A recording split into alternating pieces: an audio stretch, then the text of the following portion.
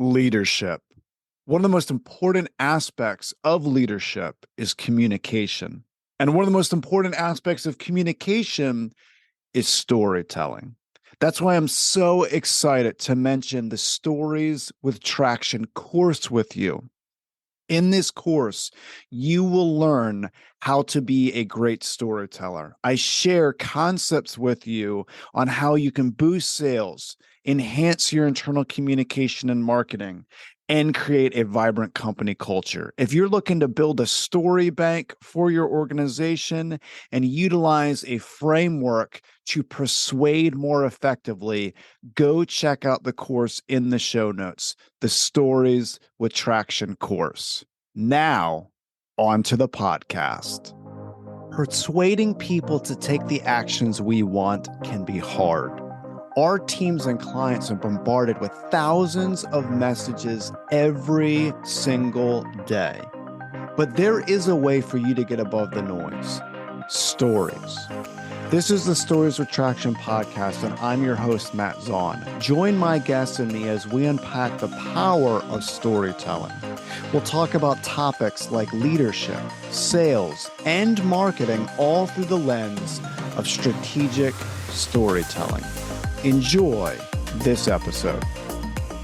One of the things that is so fascinating to me is how we speak to different generations and how different generations connect with different stories and messages. I am so excited for this conversation because today I am joined by KATHERINE Jeffery, who is a generational strategist who specializes in developing business strategies that help organizations navigate the complexities of having 5 generations working side by side.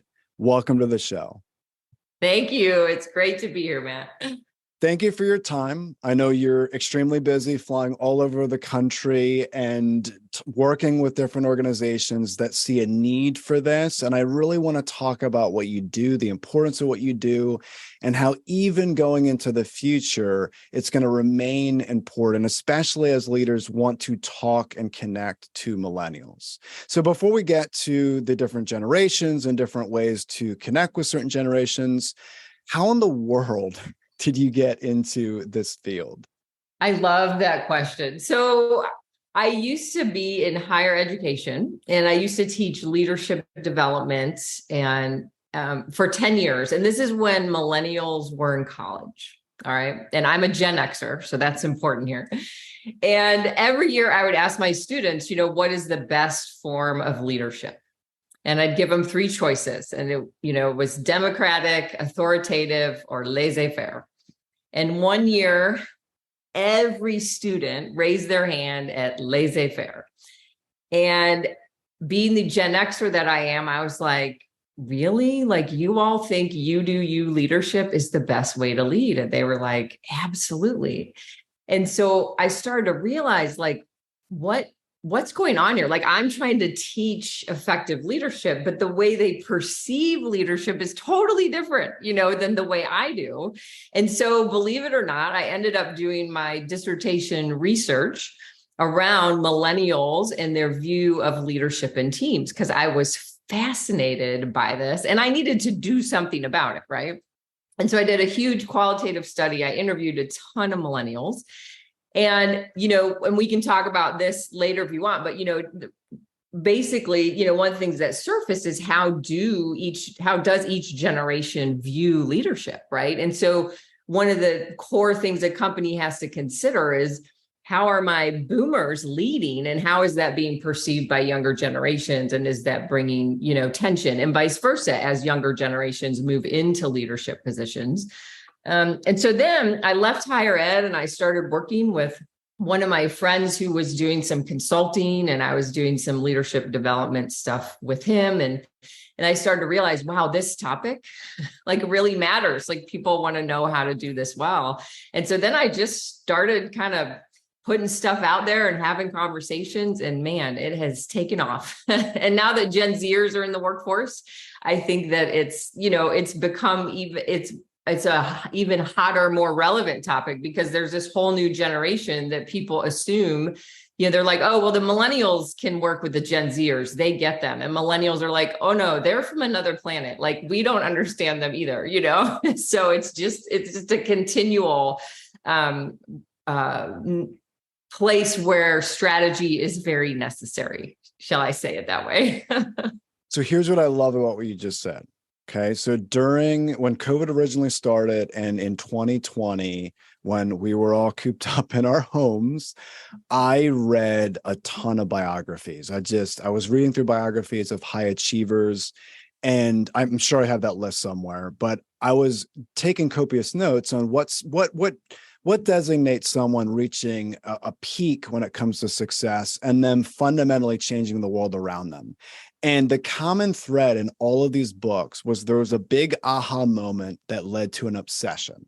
So literally, whether it's an innovator or an actor or a musician, there was a big aha moment that led to an obsession. And what I hear you saying from a story perspective is you had a big aha moment. All your students raised their hand with a certain question. So there was an aha moment that led to an obsession with you studying and really diving into what separates one generation versus another.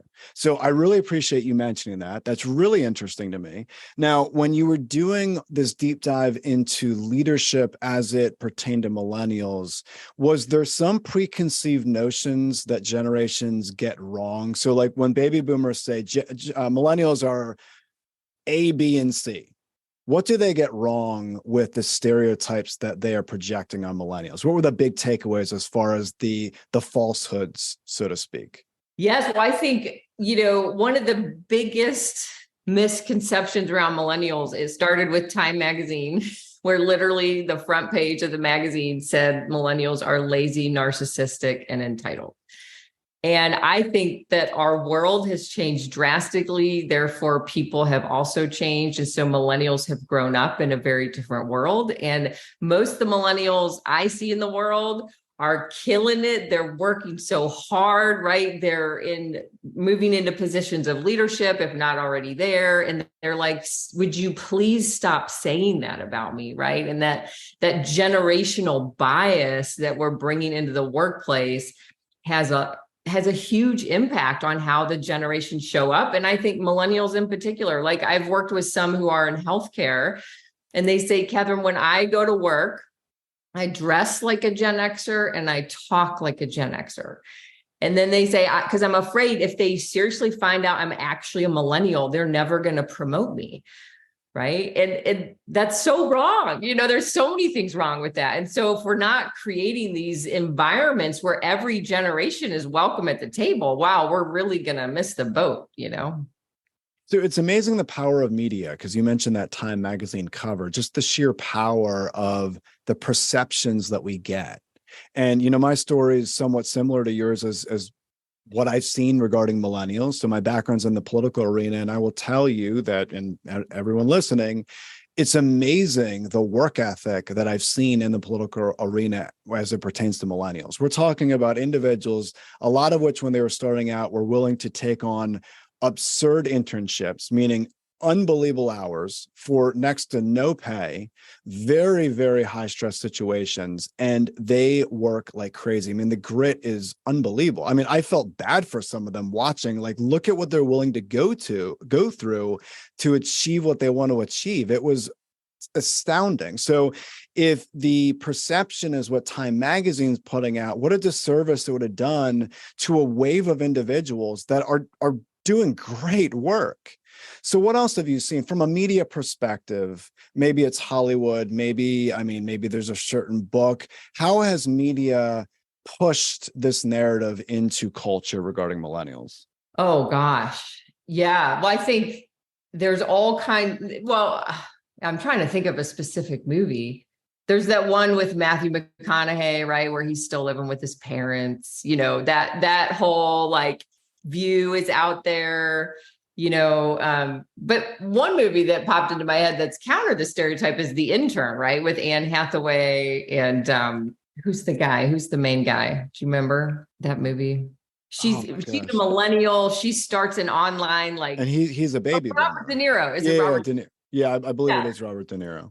And she's killing it, building this company, but she needs someone to help steady her a little bit, right? And he comes in as an intern, and it's this beautiful picture of how the generations can offer their strengths to each other, right? But I think people in general, they have a very negative stereotype of millennials. And I think it goes back to that magazine article. And it's just pervaded how millennials view themselves. And when I talk to some millennials, they'll say, one of the other things that's causing that, like that averse reaction to this stereotype, is a lot of them feel like with their boomer parents, they were actually they were representing their parents. And if they weren't successful, they were not only failing for themselves, but they were failing the reputation of their parents. And so they feel this huge push to succeed, when in reality, they're being stereotyped as people who aren't capable. Another thing that just came to mind is how millennials actually solve problems very differently than older generations. One of the things I often help people understand is how parenting has shifted over time, right? So millennials are actually the first generation to call their parents their friends. And so, most Gen Xers, we grew up as latchkey kids, which meant you come home from school, you let yourself in, which is illegal in many states if you're under the age of 12 today, right? You do your homework, you make dinner, you babysit your siblings. So you are like, if you put a goal in front of me and an obstacle in the way, like I'm going to hit the goal, it doesn't matter. I'm going to go over it, under it, around it, through it. And I'm never going to ask somebody to come help me. Right? Where then you fast forward to millennials. And one of the things that Xers and boomers feel, and I think this helps perpetuate this stereotype, is, millennials, many of them grew up, they came home from school, they sat around the dinner table with their parents, and they had back and forth, friend to friend conversations. Right? Like they're used to their thoughts, feelings, and opinions mattering in a conversation that was really important to their parents.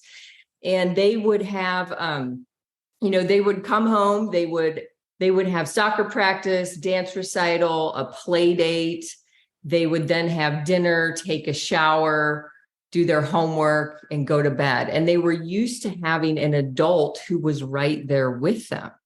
Right? Asking them questions. Well, what'd your soccer coach say? Okay, that's great. Keep going, do this. And so they're used to having someone there who they can check in with, right? So even when we talk about managing millennials in today's world, we don't use the word managing, we use the word coach, right? They're used to having someone there that they can say, hey, what do you think about this? How should I do this? How should I hit this goal? Help me understand this. And then they'll go get in their zone and they'll kill it. But they're used to having those conversations. Where a Gen Xer, they're like, when the millennial asks those questions, they're like, seriously, you want me to parent you right now? That's what they're thinking in their head. And then they're going, like, that 20 minutes I just took to explain all that to you, like I literally could have had this done myself, right? And so people start to believe that millennials can't solve problems. And I've had plenty of Gen Xers say, yeah, that's why I've let some of my top millennials go.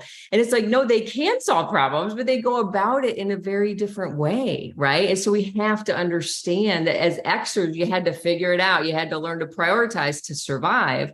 But millennials have always had someone there kind of setting up those guardrails and making sure that they stay within those guardrails and they're on the right track. Wow. Okay. All right. So you gave us a lot to work with here, a lot to talk about. All right. So I want to throw this out, and then I want to process with you different scenarios and how it could be relatable to people listening. Okay. So people listening can't see this, but right behind me is my grandfather's Purple Heart. Okay. So he received his Purple Heart during World War II because during a combat mission, he was shot So he receives his Purple Heart. So he's part of the traditionalist generation, very, very hardworking, really got his identity in being a strong individual. Actually, underneath that picture, there's a picture of where he worked in the blast furnace in the Bethlehem Steel Company. So sometimes working double shifts. I mean, you're talking about molten lava to make steel, essentially. So very dangerous. At one point, there was tens of thousands of people that worked for the Bethlehem Steel Company, and daily someone died. Okay, so it was a very, very dangerous job to have. My father, who is a baby boomer, saw this. Everyone in the family respected my grandfather. He was extremely influential in my life. He literally gave me his Purple Heart right before he passed away. And he said, Matt, I really want you to have this because I know you're going to be the one that respects and cherishes this. Right. So I have a ton of respect for him. But my father was like, I don't really want that kind of communication that I received with my father, with my son. In comes me, millennial. And even though my father was extremely hardworking in his own right, so to paint the scene for people regarding my father, my dad was an Ironman triathlete. Actually blew out his hip training for a double Ironman. So if you want to look up the stats on double Ironman, have at it. It's horrific when it comes to athletic achievement. And he messed his hips up in a bad, bad way. He actually had to have a double hip replacement very early on in life. The doctor even told him, you're literally bone on bone. You're living in a body that it's almost as if I'm working on someone decades older than you, just because he literally worked his body into the ground. So it's very hardworking individual, but him and I had collaboration. We collaborated, we processed, we really, it wasn't like him talking at me type deal. We went through life together. It was very conversational, unlike what he had with his father. So then to bring it into the business world, I'll never forget in one of my jobs, there was something going wrong. I don't remember the particulars, but I remember it was something regarding software that this company implemented. It was very glitchy, very cumbersome. And I noticed that we were losing sales when it came to something that I looked at. I'm like, this is a very quick and easy fix. Okay. I'm sitting next to a gentleman who was a baby boomer. So in my mind, again, getting collaboration back and forth with my father, because like literally that's how we built consensus. This is how we solve problems. The gentleman that sat next to me, his name was Tim. Okay, so this is the baby boomer, Tim. I said, Tim, I'm going to email, and I forget the name of the lady, but this lady was the senior VP, basically ran the entire department. Okay, so several hundred people under, it was a regional position. So several hundred people under her. Okay. And I said to Tim, I forget what her name is. Let's call her Kate, right? I'm going to email Kate and let her know there's a problem in our system, that all you have to do is do X, Y, and Z. And we'll stop hemorrhaging money that we're losing because of the software. And Tim looks at me, he's like, there is no way you can email her, Matt. Do you know the position she has? She's like 5 levels up above from you. There's no way you can email her. That's ridiculous. And in my mind, like it was so foreign to me that I couldn't email her saying, we're literally losing money hand over fist because of a stupid glitch in the system. So work with that for a second. What do you think when I psychoanalyze that for a moment? No, I mean, I think that's so common in today's world, right? Millennials and Gen Zers are like, hello, we can do this much easier. We can make things much more efficient. And they're like, if I have to hear one more time, well, this is the way we do it because that's the way it's always done, right? They're going to pull their hair out. I think millennials are really helping organizations, if they're allowed to and invited to. They're helping break down those silos, because silos don't tend to make sense to millennials, because you're called the collaboration generation, and you worked with your parents. Your parents cared about your feelings. They cared about your perspective, right? Because I've had boomers tear up when they talk about, I had one, maybe even both of my parents, they didn't care about my feelings, right? So then to your point, they said, I will not raise my kids that way, right? So they swung the pendulum all the way to the opposite side. And they, rather than pointing their finger at their children, they actually started to have conversations. And, I often give the example too of, if you think about a baby boomer growing up, like children were to be seen and not heard, right? And so that's the attitude and the value and belief system the boomer boss brought into the workplace, right? I hired you, Matt, to do your job. I don't need to hear from you. I just need to see that you're at your desk from 8 to 5 or whatever. So Bob, the boomer, is growing up. His dad comes home one day. His dad says, Bob, I got a new job in California. We're moving next Friday. Bob has no choice, right? He packs his stuff. He moves with the family the following Friday. Fast forward to millennials. Mom comes home one day, says, hey, I got a job offer in California. Do you want to move to California?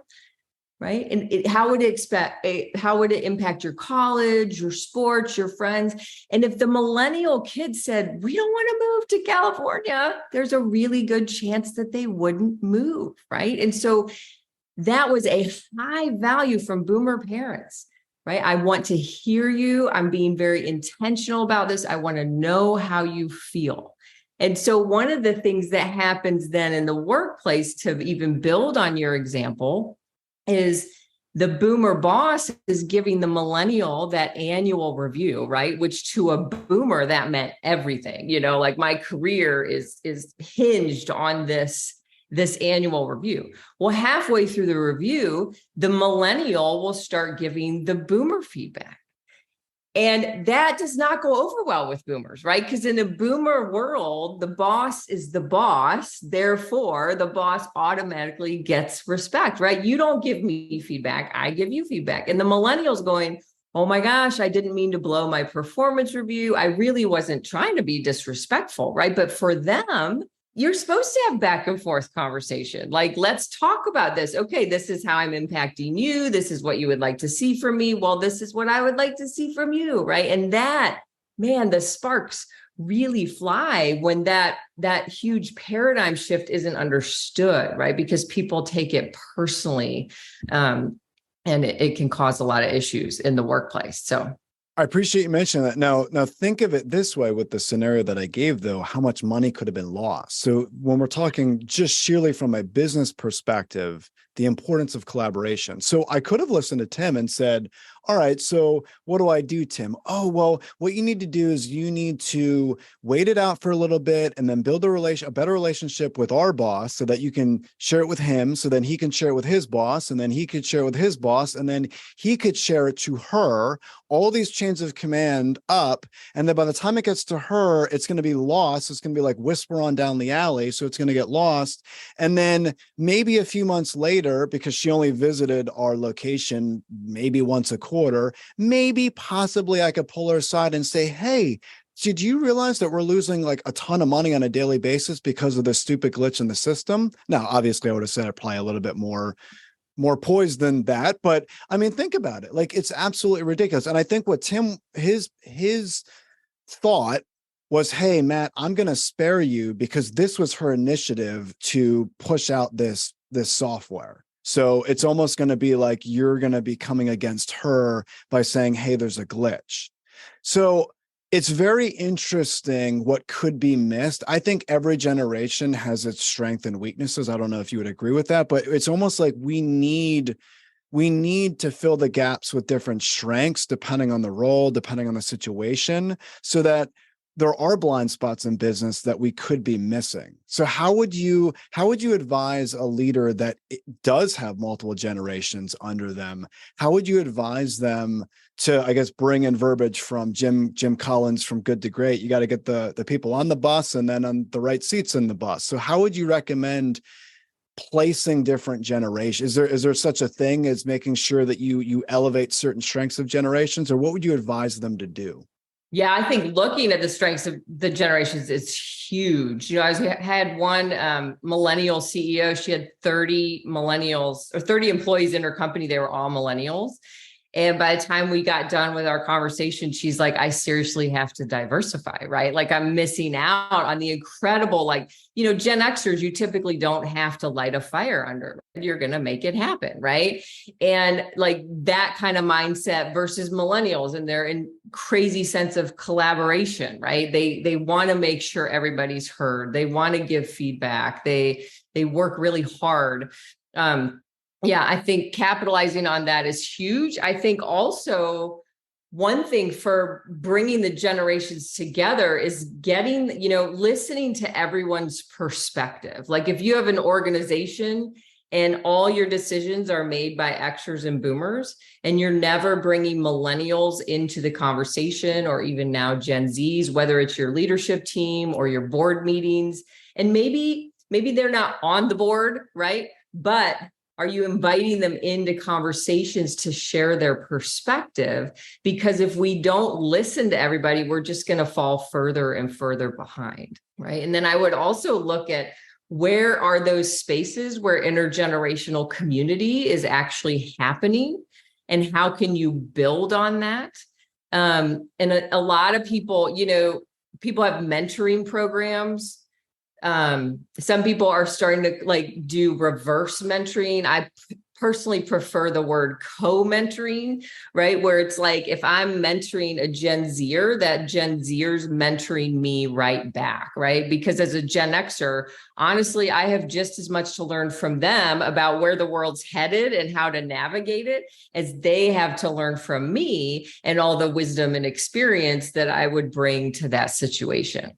Outside of technology, what is something else younger generations could co-mentor?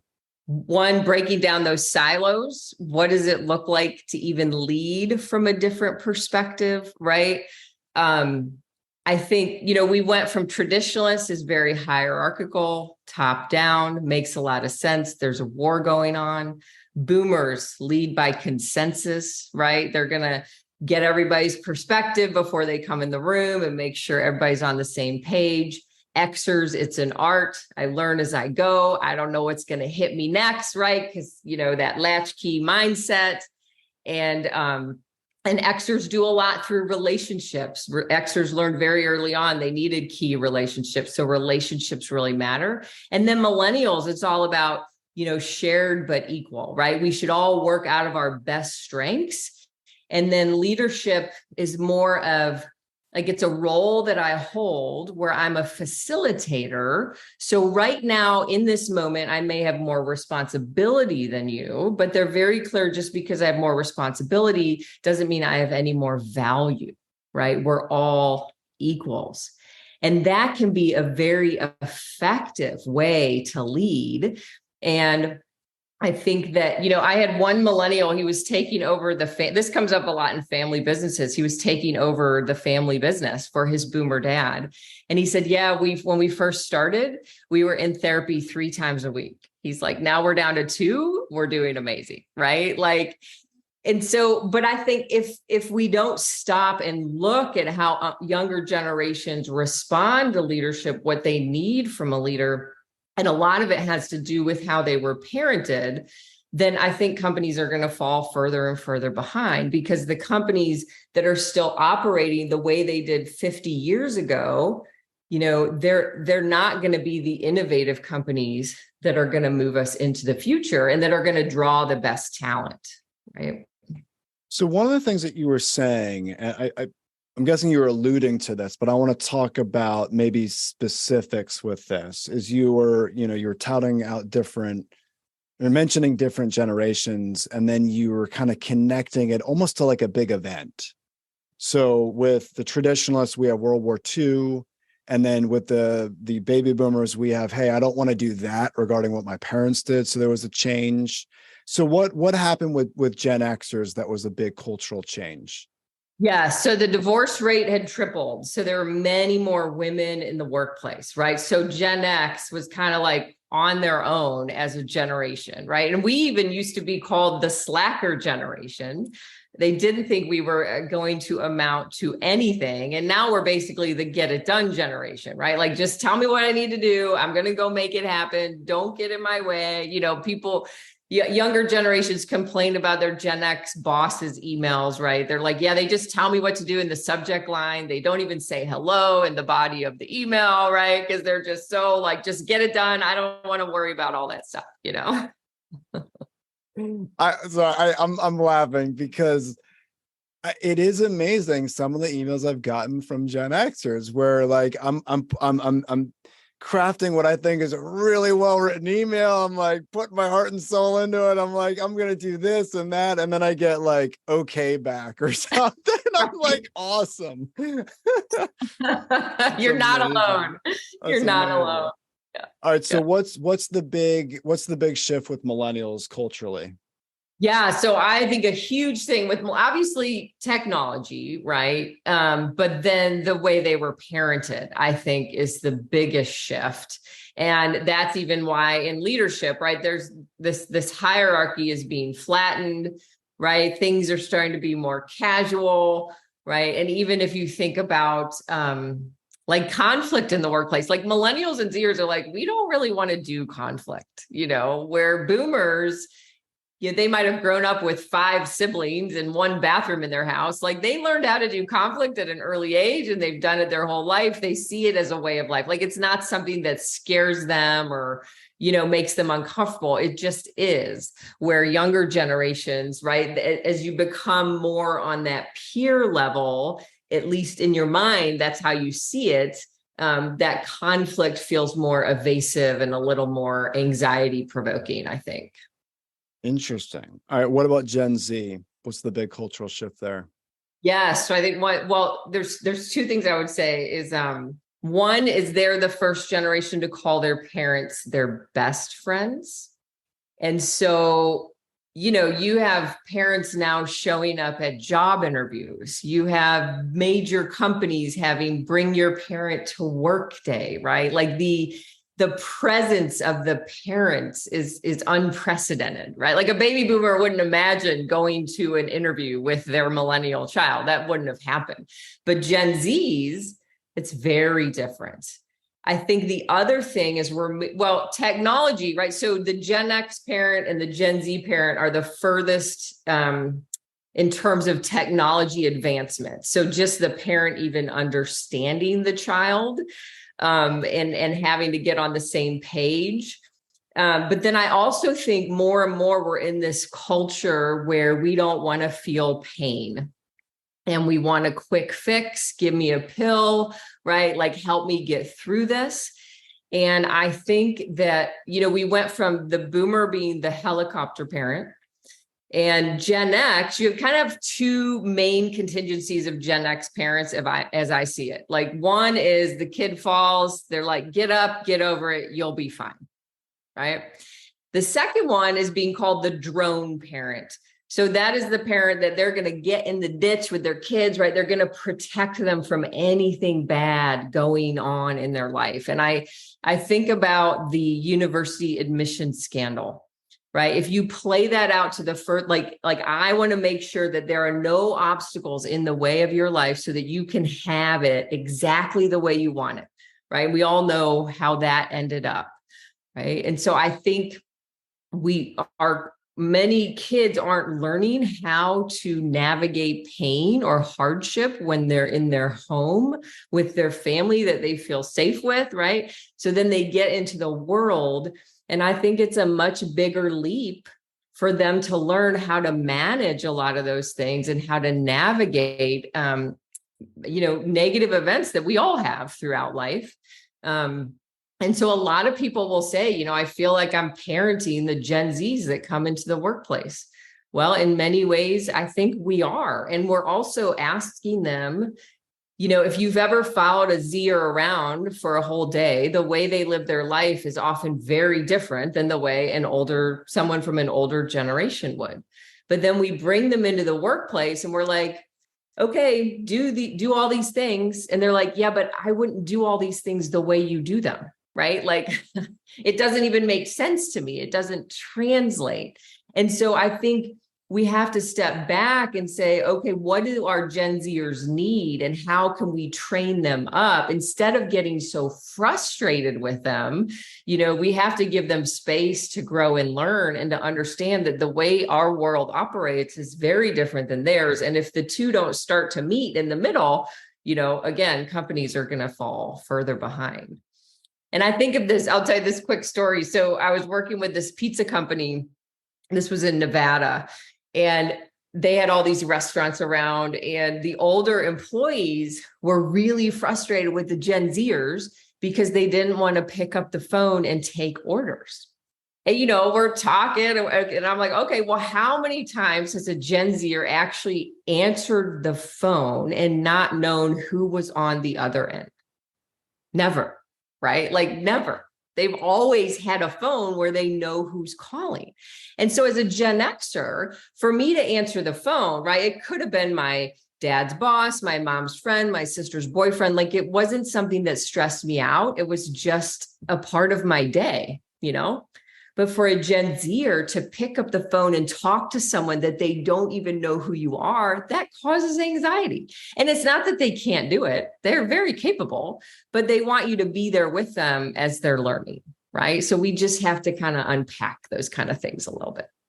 So here's why what you're saying is so important. And here's what I don't want people to miss this. So anyone listening that invests financially into whatever, right? You're studying market conditions, you're unpacking elements of research, you're trying to figure out, will this yield results in the future?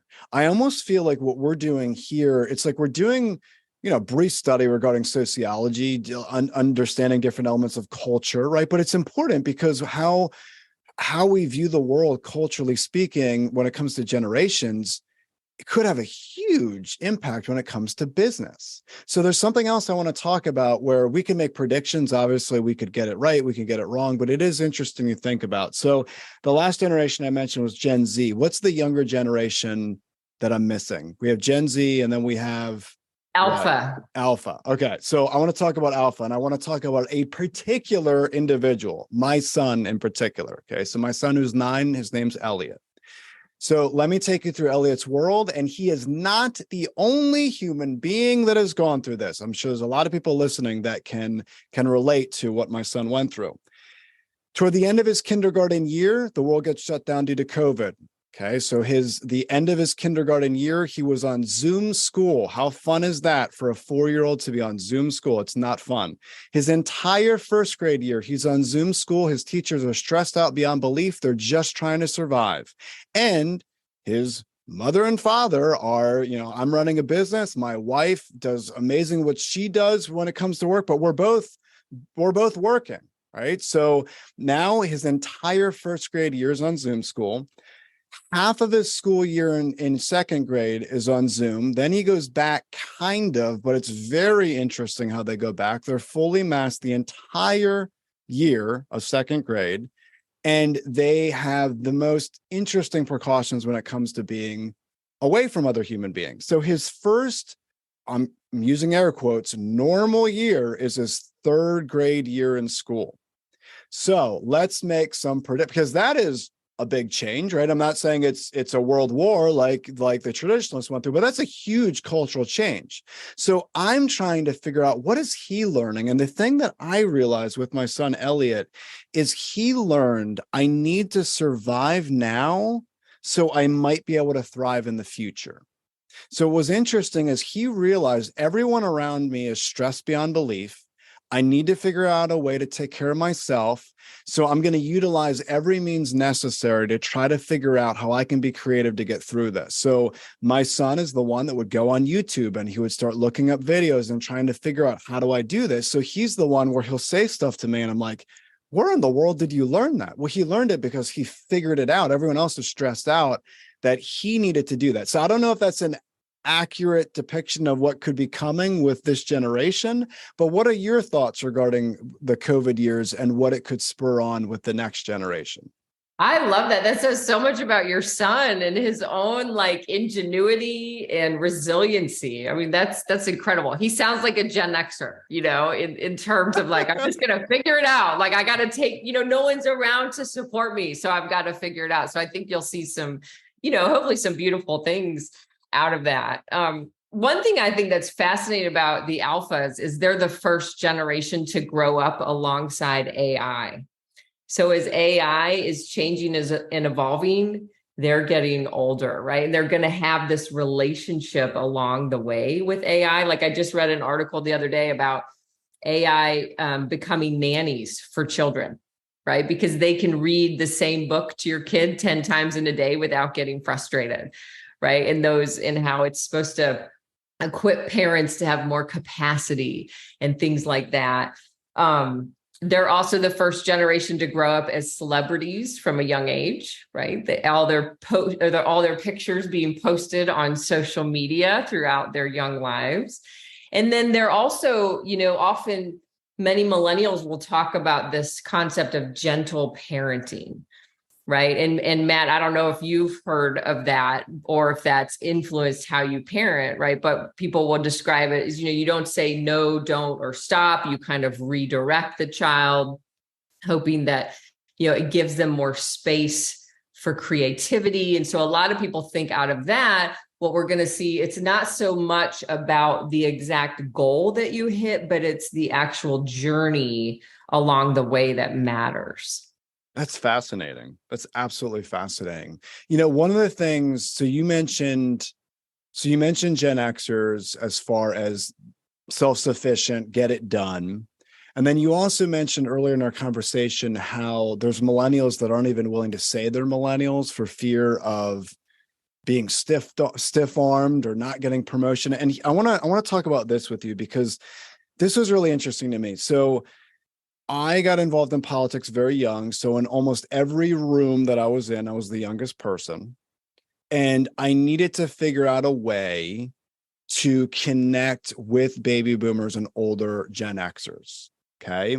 Now, it's very, very, very rare that I mention a certain political leader by name. So for anyone listening that may love or hate this individual, it is completely irrelevant. I'm strictly talking about messaging strategy. Okay. Strictly talking about messaging strategy. I always have to be careful and preface when I name drop this person, don't turn the dial. Okay. Like it's definitely intentional.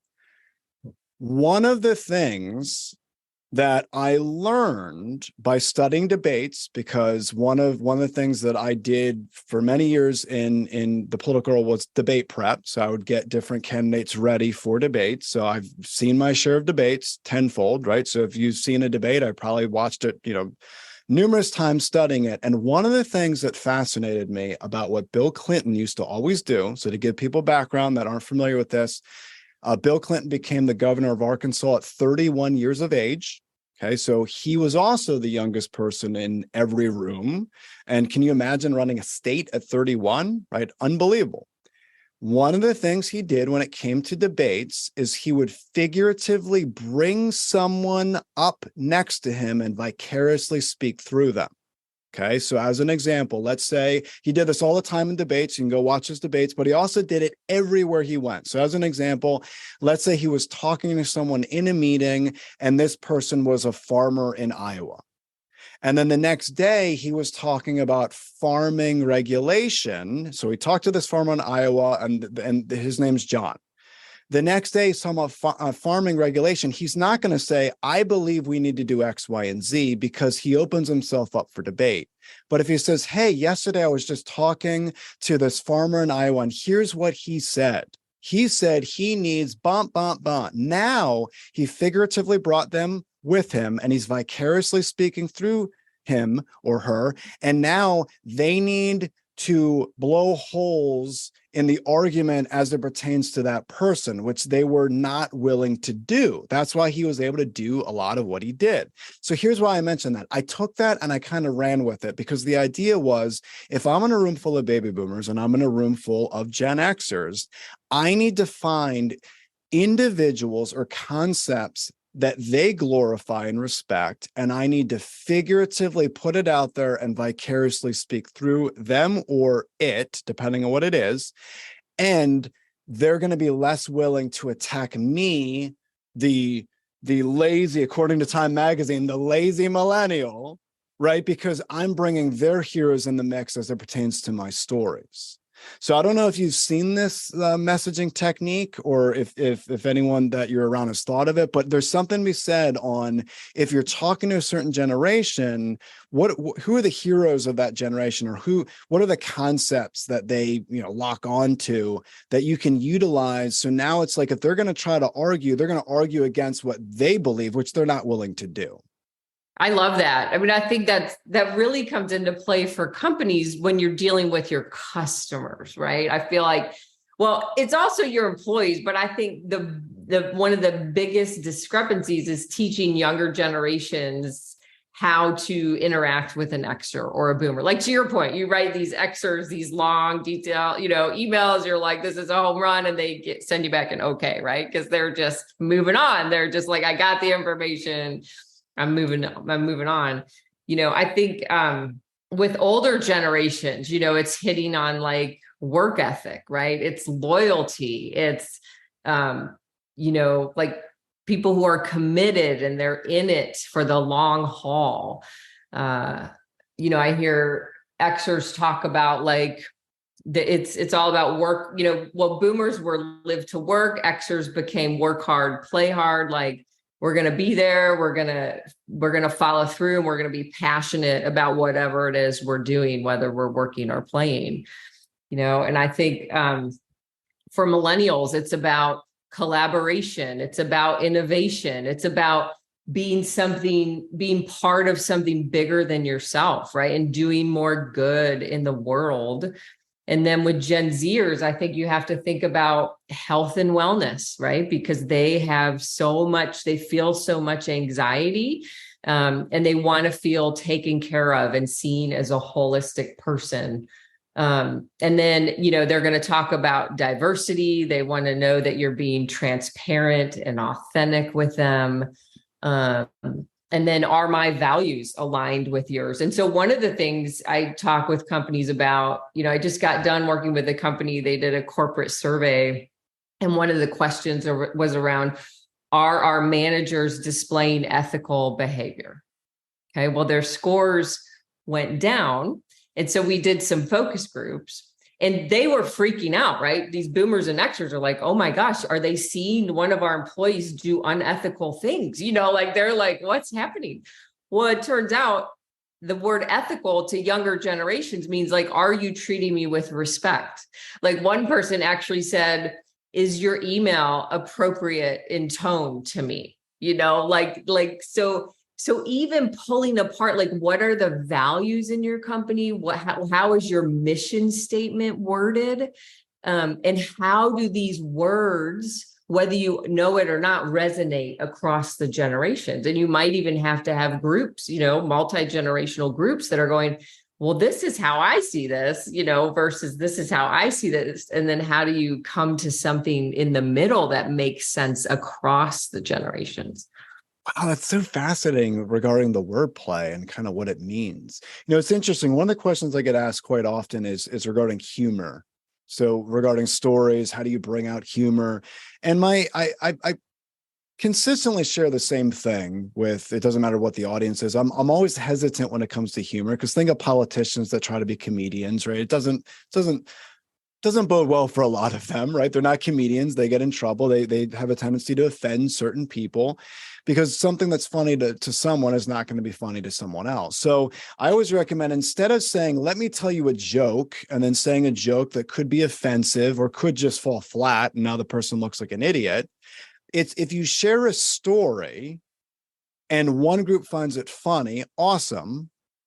and you share the same story and it falls flat, you still don't look like an idiot because that one group didn't realize that there was an element of humor. Now, obviously, I'm not encouraging sharing any kind of an offensive story. That's not what I'm saying. I'm saying there are times where in a room full of people, I will share a story and I know, hey, typically if I pause at this way and I look this way and I make this facial expression, and more than likely there's going to be laughter, and then, laughter is going to build and it's going to be more of like a joke-ish type thing. But there have been times that I've done the same thing and it falls flat. So the beauty in that is you still don't look like an idiot and you're not offending people because you're not having like an off-color type joke that certain generations might find abhorrent, right? So I think it's really important when it comes to humor. Back to what you said, I'm kind of extending what you said. I know if I could share something with a 75-year-old person and I could share it with my 9-year-old son and they both get it, they both find it funny, there's a universal truth in it, I know more than likely that's a pretty awesome story to share. So is there a certain like process that you recommend, like doing A, B, and C to make sure that the messaging works across the board? Yeah, I mean, the biggest thing I would say is like what you're doing, right? You're talking to people from different generations, because I think one of the biggest mistakes we make is like we get a group of boomers and Xers in a room and we're like, well, yeah, we got to hire a bunch of Gen Zers. What do we need to do? And it's like, you don't know what a Gen Zer needs to hear. You have no idea. And so if we're not communicating and being curious about other generations and we're making all these assumptions, you are going to miss the mark. Even if you're telling your company story just through your reviews, right? Because reviews really matter in today's world. Well, again, if Xers and boomers are writing all the reviews or the responses to reviews, that's probably not going to resonate. So if you don't have these groups of people that you're checking in with, you are going to miss the mark, And the other thing I would say to be super careful about in that process is just sarcasm. Right? Like that does not play the same. Now you pull sarcasm with the Gen Xer, they'll get it, right? You pull it like as you go younger, like they're like, that's really mean, so you just have to, but you know that in stories anyway, right? But yeah, I think that's to me, that's one of the biggest potholes in the road when it comes to that. That's awesome. So one of the things I want to mention before we wrap up and before I just mentioned different things that I got out of this is that I was talking with a CEO recently, and we were talking about story strategy and some of the elements of what you're saying. And the person he said, I just want to get stuff done. I don't care about this, that, or the other thing regarding, him having to listen to people in meetings and like, I don't care about your vacation and how it was. I got to get stuff done. And my response to him was, if you want to get stuff done, you need to be able to connect with people where they are so they're inspired to actually work for you. So if you have I'm a big guy grit mentality, show us that you're actually a big grit guy by listening and connecting with people so you actually can get more done. And I think a lot of that goes back to what you're saying, where it's like, if you want to achieve certain things, what you mentioned regarding that pizza shop where they didn't want to pick up the phone. Well, my gosh, if you have orders to take, wouldn't it be great to understand why this is happening the way it is? Like, that's really important. So I really appreciate this conversation. To me, it's fascinating. We could talk for several hours regarding this. I'm just so intrigued by this stuff. But there are 3 things that are going to be my big takeaways. I really appreciate you mentioning the story regarding your students and all those hands going in the air. There's something to be said that we need to be mindful in life, that there are big aha moments that if we embrace them and we start obsessing about what it means, it could change our life in a positive way. So clearly you had this big aha moment, you started obsessing over different generations, and now you're able to help tons of companies how they can understand this as well. I think that was huge. The second thing is I really appreciate you saying that different generations solve problems differently. And I appreciate you mentioning the verbiage co-mentoring. It's really important to recognize. And the third and final piece is you didn't necessarily say this verbatim, but you kind of alluded to it where you're mentioning the different generations and you're mentioning different cultural shifts that happen during a time frame that pushed people in a certain direction. I think as much businesses study financial aspects and trying to predict what domino effects are going to happen in different market categories, I think it's really important to recognize that we need to study elements of culture to recognize, hey, if we're going to mentor people, how are we mentoring them? If we're going to speak to people, how are we speaking to them? I think all of that is extremely important when it comes to business. So I appreciate everything that you mentioned. Those are the three in particular that I'm going to take away. And then I'll just ask you, hey, if anyone wants to get more information on the services you provide, they want to invite you to come into their company, where's the best place that they could reach you at? Yeah, probably my website is just katherinejeffrey.com. Perfect. I will include that in the show notes. People could just click and find you there. But thank you again, Katherine. I really, really appreciate your time today. Thanks for having me, Matt. Thank you for listening to the Stories with Traction podcast. Please leave a review, since positive reviews will make it easier for others to find this conversation.